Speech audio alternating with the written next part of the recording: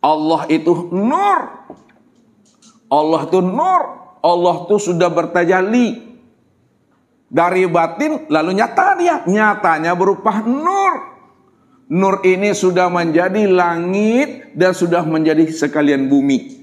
Maka langit dan bumi ini yang disebut namanya Nur Muhammad. Kesempurnaan tajalinya Allah kepada nur. Nur sudah menjadi langit dan bumi, maka sempurnalah wujud nyatanya tajali Allah itu yang disebut namanya dengan insan. Insan inilah kesempurnaan memandang Muhammad itu. Makanya Allah katakan, al-insanu sirri wa ana sirrahu.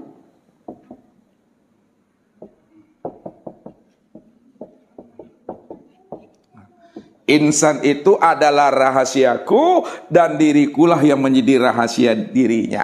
Siapa yang kenal dengan rahasia dirinya, siapa yang paham dan mengerti akan rahasia dirinya, pasti dia kenal akan aku, kata Allah. Karena akulah sejati dirinya.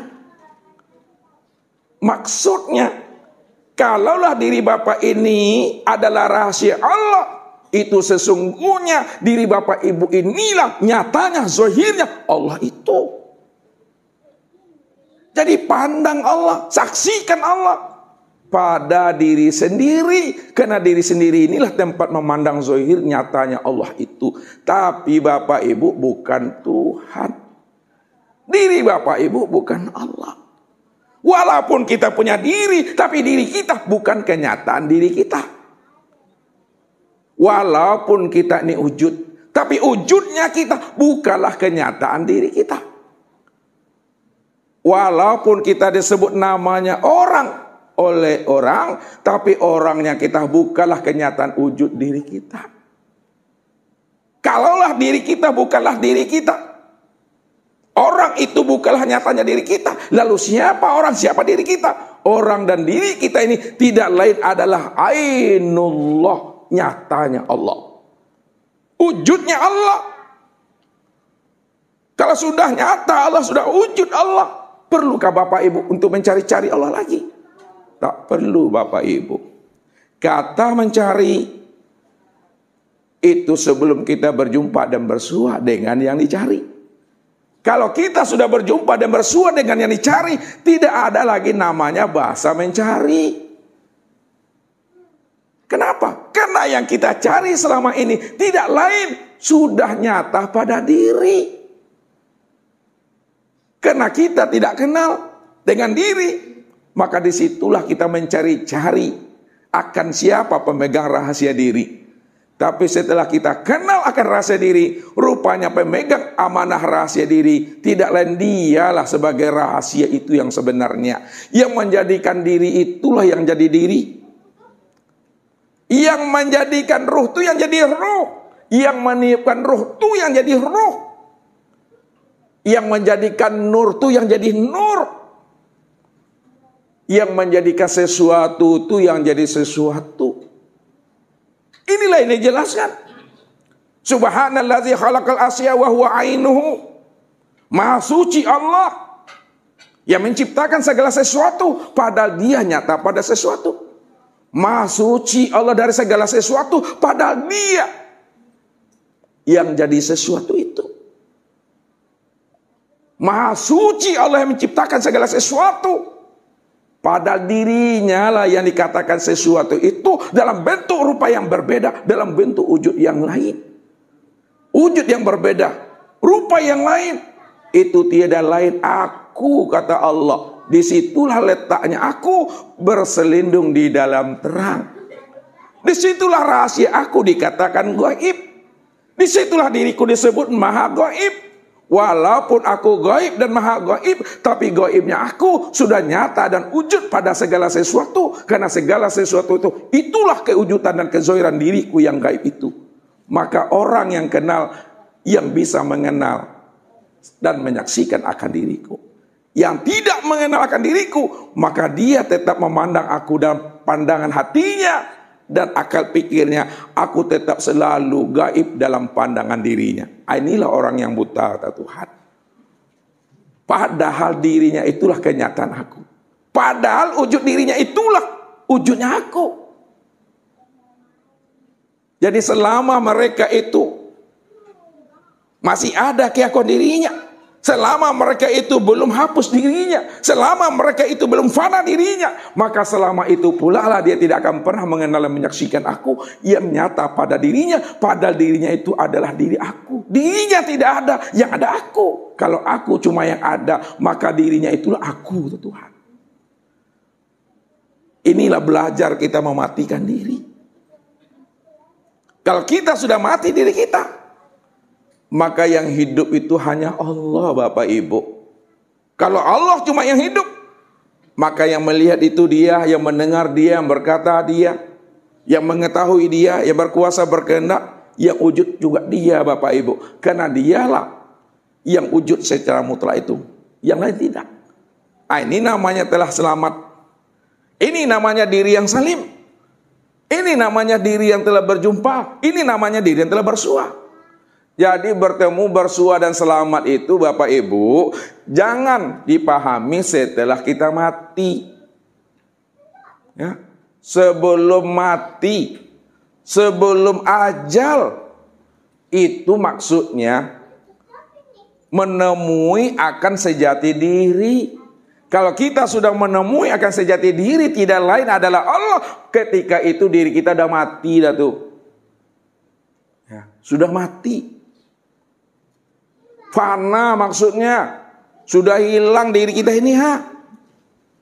Inilah yang dikatakan oleh Allah.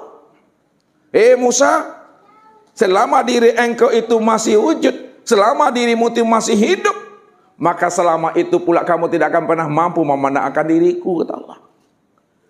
Tapi apabila dirimu telah fana, dirimu telah mati, maka baru kamu mampu memandang akan diriku. Karena Musa itu orang syariat, Bapak Ibu, kuat, kental untuk memikirkan akan Tuhannya. Kalau aku belum mengenal dan menyaksikan akan dirimu, ya Allah, bagaimana aku akan bisa mengenalkan dirimu kepada umatku, padahal aku sendiri belum mampu menyaksikan akan dirimu, ya Allah. Oleh karena itu, ya Allah, supaya aku mudah mengenalkan dirimu, ya Allah, kepada umatku, maka wujudkanlah dirimu, ya Allah, supaya aku bisa lihat. Musa itu ingin memandang Tuhan, ingin melihat Tuhan dengan akal pikirnya, dengan matanya. Ya nggak bisa, Bapak Ibu. Makanya ketika itulah Allah mengatakan, falamma tajalla rabbuhu lil jabal ja'alahu dakka Musa wa khara sa'iqa. Maka tatkala Allah mentajalikan dirinya, Allah menampakkan kezohiran wujud dirinya kepada gunung Tursina, maka gunung Tursina itu hancur dan Musa pun pingsan, Bapak Ibu. Falamma afaqa qala subhanaka tubtu ilaika wa ana awalul mu'minin.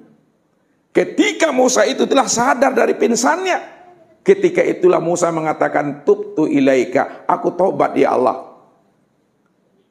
Selama ini aku memikirkan engkau ya Allah, sesuai dengan pikiran aku ya Allah, sesuai dengan imajinasiku ya Allah. Rupanya selama aku berimajinasi, setelah aku melihat akan dirimu ya Allah, rupanya berbeda jauh sekali ya Allah sebelum aku mengenal dan melihat akan dirimu ya Allah.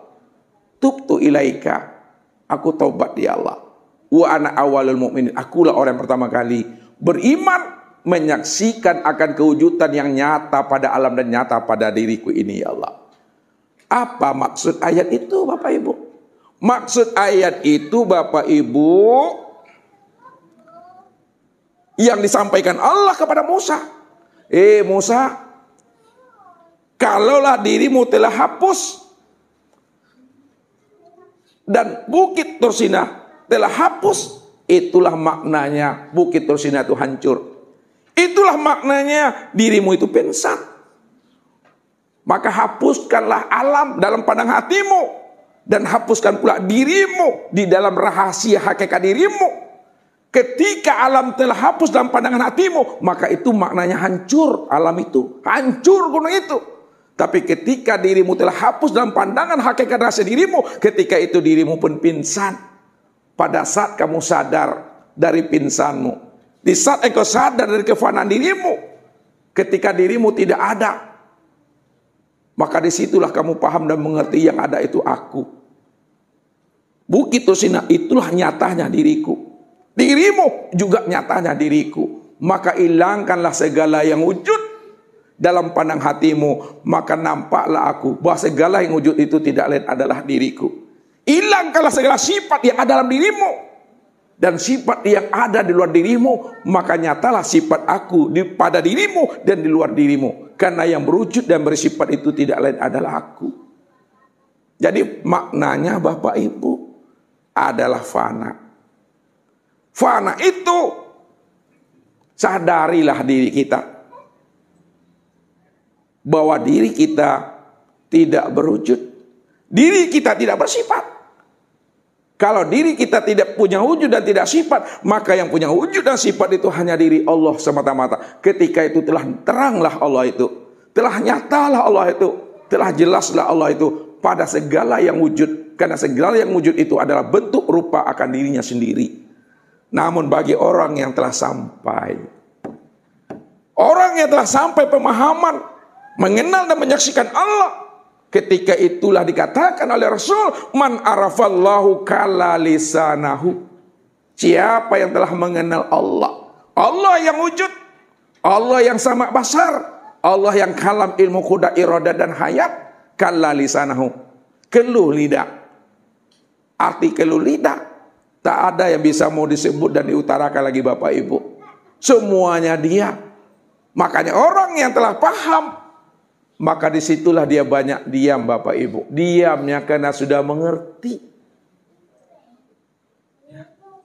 Jadi kalau dia sudah paham, disebabkan dia sudah mengerti, disitulah dia sadar, memahami bahwa Allah itu betul-betul wujud, terang dan nyata pada sekalian alam, sempurna wujud dan nyatanya pada diri. Diri inilah ainullah. Diri inilah kenyataan Tuhan itu. Kalaulah diri ini ainullah, kenyataan Tuhan, maka diri inilah sebenarnya diri Tuhan itu yang sebenarnya. Namun tak boleh lagi disebutkan, tak boleh lagi diutara-utarakan, tak boleh lagi dijabar-jabarkan. Sebab apa? Man arafallah fahuwallah. Barang siapa yang telah mengenal Allah pada dirinya zahir dan batin, maka dialah yang Allah itu zahir dan batin yang wujud secara nyata pada dirinya. Ini dah karam Bapak Ibu. Bukan kita ngaku-ngaku Allah, bukan pula kita ingin jadi Allah. Belajar ilmu ma'rifat dan ilmu tauhid bukan ingin jadi Allah, bukan pula ingin mengaku-ngaku Allah, tapi belajar ilmu ma'rifat dan ilmu tauhid untuk mengenal dan memahami Allah cuma yang wujud. Kita ini tidak pernah ada sama sekali sejak mula jadinya diri kita ini. Jadi sejak mulanya jadinya kita Bapak Ibu tidak pernah ada. Keakuan itu yang mesti dihapuskan dalam pengakuan rahasia keakuan diri. Selagi keakuan itu masih merasa pada diri, maka selama itu kamu tak akan pernah mengenal aku, kata Allah. Bila engkau adalah engkau, maka engkau tak kenal aku. Kalau engkau masih merasa diri engkau itu adalah engkau, pasti engkau tak mengenal aku. Padahal akulah yang engkau itu. La huwa illa huwa. Ini dia. Tidak ada dia kecuali dia. Tidak ada dianya Muhammad, yang ada dianya Allah. La anta illa anta. Tidak ada engkau kecuali engkau. Tidak ada engkaunya Muhammad, ya ada engkaunya Allah. La ana illa ana. Tidak ada aku kecuali aku. Tidak ada akunya Muhammad, yang ada akunya Allah. Inilah yang dimaksud dari Allah, bagi Allah, dan untuk Allah. Dari Allah, bagi Allah, dan untuk Allah. Jadi tak terpandang lagi sesuatu yang lain, sesuatu yang wujud, melainkan sesuatu yang lain dan wujud itu hanya diri aku semata-mata, karena aku telah nyata pada segala sesuatu, dan segala sesuatu itulah nyatanya diri aku. Itulah maksudnya aku gaib pada segala sesuatu. Bukan aku tidak ada, aku menjelma, aku bertajalli. Kalau Bapak Ibu paham, jadi bahasa Ustadz ini mesti dipahami dengan kolbu, dipahami dengan rasa. Ini yang dimaksudkan oleh ulama-ulama kasyaf, ma yakhruju baina syafatain illal isharati wal iktibar. Apa yang keluar dari lisan, apa yang keluar dari bibir, hanya menunjukkan isyarat dan iktibar saja. Jangan dibaca, dipahami apa yang dibaca, apa yang disuarakan, tapi pahamilah makna yang tersirat di balik apa yang diungkapkan itu. Kata-kata ini hanyalah untuk menjelaskan akan rahasia dirinya, untuk menunjukkan keadaan dirinya. Kalau tidak ada kata, tidak ada bahasa, bagaimana kita akan menjelaskan akan rahasia dirinya? Padahal dirinya tidak bisa dijelaskan dengan kata-kata. Walaupun dirinya bisa dijelaskan dengan kata-kata, tapi ambillah hikmah di balik kata-kata itu. Kata-kata itu maksudnya untuk menjelaskan keadaan dirinya yang sebenarnya. Maka menjelaskan bahasa hakikat dengan bahasa syariat sangat sulit, Bapak Ibu. Sulit sekali menjelaskan bahasa hakikat itu dengan bahasa syariat. Tapi ambillah hikmah dan iktibarnya, ambillah contohnya. Ya. Itu yang kita mesti pahami. Makanya Allah mengajari manusia itu dengan kias. Allah mengajari manusia dengan perumpamaan. Dan Allah mengajari hewan dengan cambuk. Makanya Allah bilang, apalah ta'qilun, apalah tatafakkarun. Jadi kita menelusuri akan diri itu. Ya. Jadi kalau benang Bapak Ibu, ya, kalau benang sudah jadi baju, perlukah namanya baju mencari-cari benang lagi Bapak Ibu? Tidak perlu lagi. Kenapa nggak perlu? Karena baju itulah yang benang itu. Ya, kalau benang sudah jadi baju Bapak Ibu, wah, tak perlu baju itu mencari benang lagi. Karena baju itulah sesungguhnya yang benang itu. Itu maksudnya. Kalau kita ingin melihat benang, lihatlah kepada baju. Siapa yang sudah memandang baju, udah terpandang dan terlihat namanya benang itu. Kalau kita ingin mengenal, menyaksikan akan diri Allah, pandanglah kepada nur.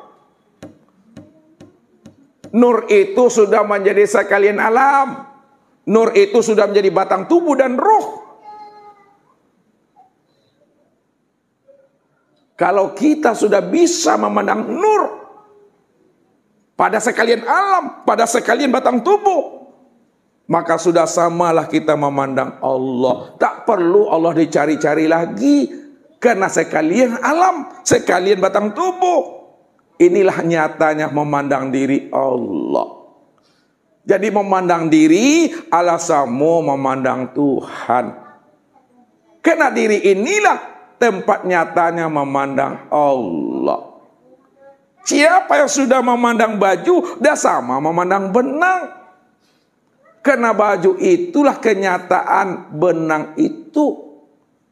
Makanya jangan pisahkan baju dengan benang. Jangan ceraikan benang dengan baju. Apa kata benang? Baju, kemanapun kamu diletakkan, dilipat, disimpan, digantungkan, digayutkan, aku tetap selalu beserta dirimu. Karena dirimu adalah rahasianya, itu adalah diriku. Makanya diriku tidak akan pernah berpisah cerai dengan dirimu. Itulah makna wa huwa ma'akum aina ma kuntum. Kalau aku sudah menjadi rasa dirimu, maka kemanapun dirimu, aku tetap hadir selalu beserta dirimu. Karena akulah yang menjadi rahasia dirimu. Tidak pernah berpisah cerai. Maka jangan pisahkan Allah dengan insan. Jangan ceraikan insan dengan Allah. Tidak bisa dipisah ceraikan Bapak Ibu. Contoh aja lah Bapak Ibu. Gulo lah tahu gulo. Mungkinkah gulo dengan maninya ke siko pisah? Aku maninya, aku gulonya. Enggak. Jadi maninya di mana tak ya? Di gulo tuh. Enggak berpisah gulo dengan mani dah. Maninya siko, gulonya siko. Tak amuh dia Bapak Ibu. Tak amuh. Satu dia. Zat dengan sifat tidak pernah bisa bercerai Bapak Ibu. Zat ini sifat. Zatnya di sini, sifatnya di situ. Tidak pernah bercerai Bapak Ibu. Zat tahu artinya zat. Zat ini diri. Sifat, kelakuan. Pernahkah berpisah diri dan kelakuan Bapak Ibu? Tidak. Satu esa tuh. Ini yang mesti diesakan. Ya. Dua yang tiada berbeda, dua yang tiada berlainan, dua yang tiada berpisah.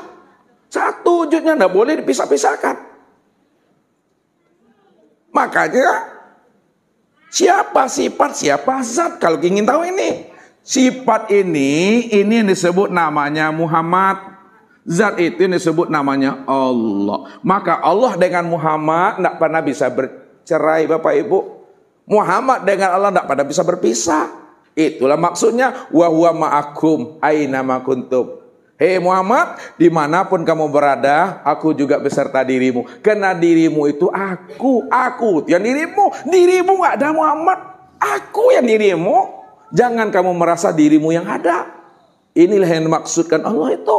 Kif ya Muhammad ana rabbaka usolli. Berhentilah engkau yang mengatakan engkau yang berdiri dalam sholat Muhammad. Yang ruku, yang i'tidal, yang sujud dan duduk. Ana rabbaka usolli. Akulah Tuhanmu yang usolli, yang sholat itu Tuhan. Ini yang dimaksud. Wa ni'buduni hadza siratim mustaqim. Akulah yang menyembah dan memuji akan diriku sendiri. Inilah jalan yang lurus. Inilah jalan yang benar. Jadi memandang, menilik Allah itu pada diri sendiri. Ini yang disampaikan Nabi. Man talabal maula bi ghairi nafsin faqad kafara. Barang siapa ingin mencari dan menemui Allah keluar daripada dirinya, maka dia tidak akan pernah bisa bertemu dan bersua. Padahal Allah itu sudah nyata pada dirinya. Padahal Allah itu telah wujud pada dirinya. Padahal dirinya itulah yang dirinya Allah.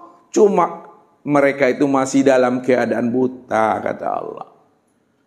Jadi kalau udah buta, kata Allah, bagaimanapun Bapak Ibu ingin menyampaikan hal yang hak, babui-bui muncung Bapak Ibu dah, lihat muncung.